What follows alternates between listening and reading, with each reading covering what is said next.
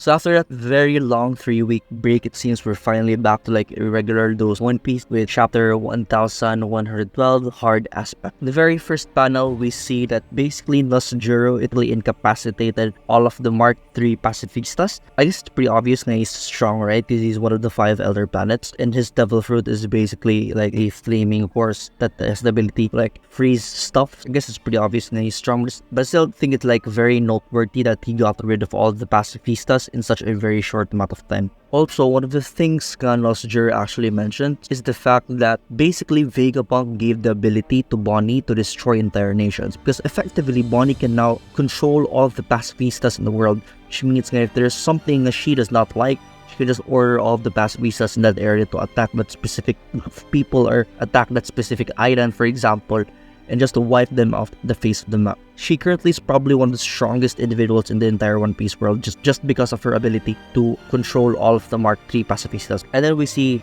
Franky and Bonnie, each with their own fights, both of them winning. It's very interesting because it's been quite a long time since I've seen Franky actually like fight without using his like cyborg thing or like the cyborg armor. And also Bonnie's devil fruit is just broken, I think. The ability to like manipulate the ages of not even ages, I think she has the ability to manipulate the time within a living organism.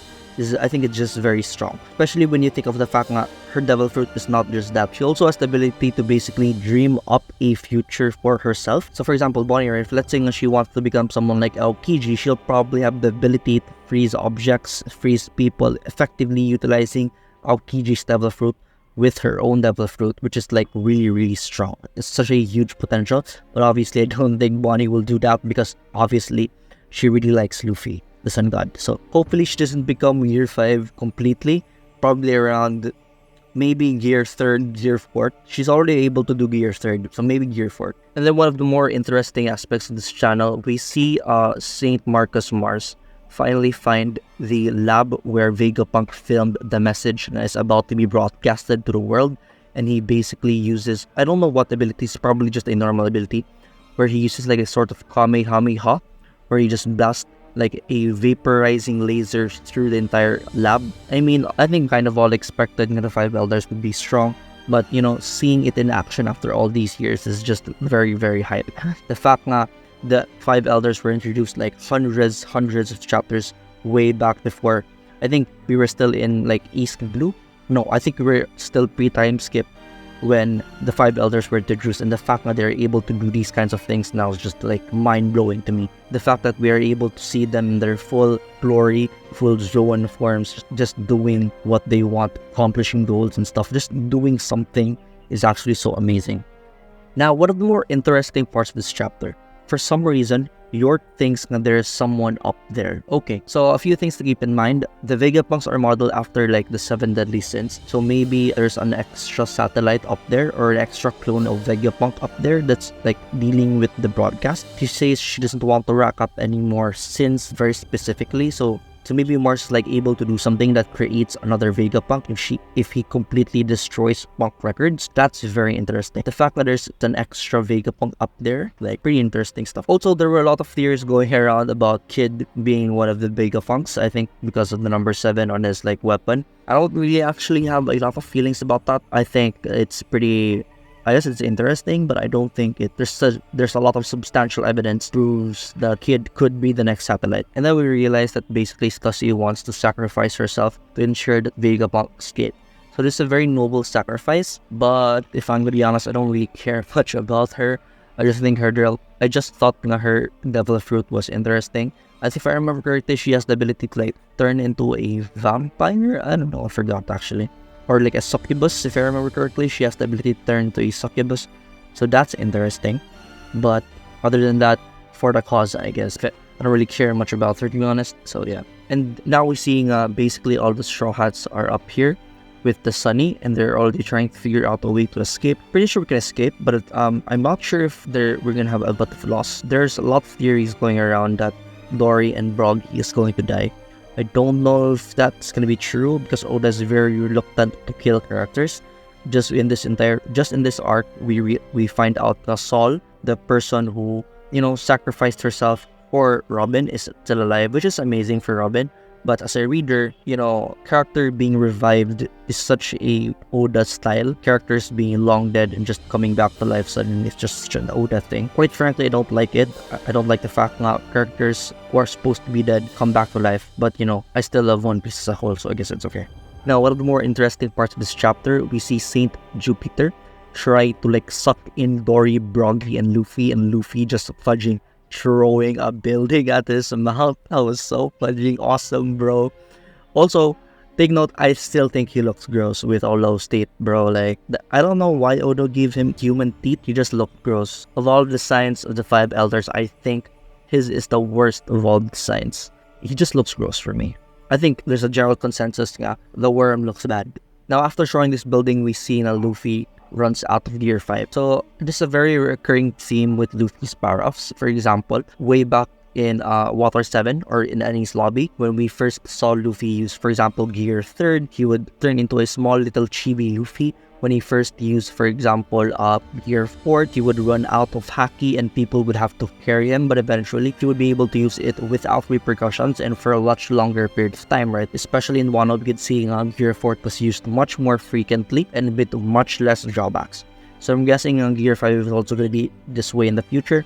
I think eventually he's going to be able to use Gear 5 whenever he wants without cooldown or without drawback. Hopefully that's what happens because I want him to fight to become more proficient in Gear 5. Because when we look at it back in like Wano, for example, where Luffy fought Kaido, I think the only real reason Kaido was beaten is first because he was ganged up on basically the entire arc, right?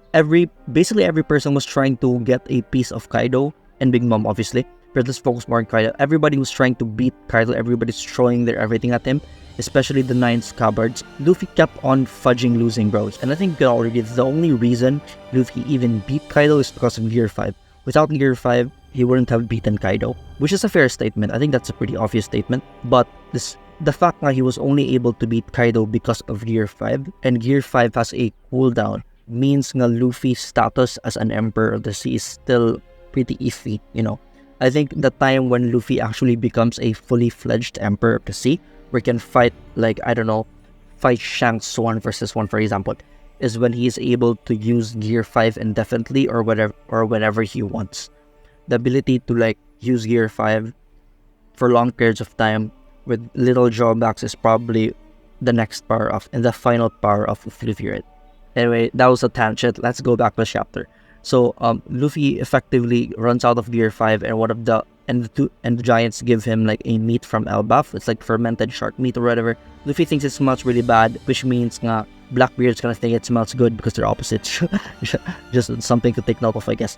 And then Luffy uses Red Rock against Mercury, because we see Mercury, which is Tabor, by the way, tries to charge Luffy, Dory, and Broggy. He tries to charge them, so Luffy just punches him with a Red Rock. But first of all, he doesn't deal any damage. I don't know if Luffy used Advanced Conqueror's Haki coating on his Red Rock attack, so that's probably the first one. But even when Luffy used Red Rock against Kaido, it was able to at least damage him a bit, right? But the fact that he's not able to damage Mercury with Red Rock means nga, at the very least, Mercury is tougher than Kaido in terms of durability. Not only was Luffy not able to damage Mercury, but he actually got a rebound effect, and he was the one who got damaged in return. It's like a backlash effect. That just goes to show how strong the 5 elders are, I guess. And then going back to the Straw Hats, we see Saturn climbing up the Labostratum, if I remember correctly. I don't know. Basically, he's climbing up the clouds where the sun is located, and it's a very huge shot because I don't think there's any powerful fighters right now with Nami, Usopp, and Chopper. I don't think Sanji is here. Zoro is obviously not here, and Luffy's not here, so I don't know how they're gonna deal with Saturn, if I'm gonna be honest. And then we go back to Frankie and Bonnie, and let me just say, this panel is really good, guys. This panel is really good. We see a silhouette basically of Nosjiro.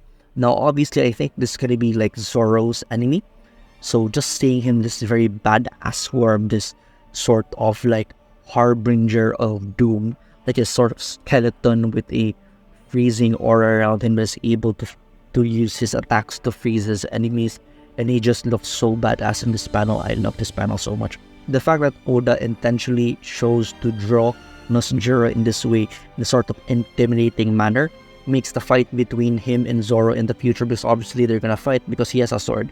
Swordsman, Zoro. pretty obvious.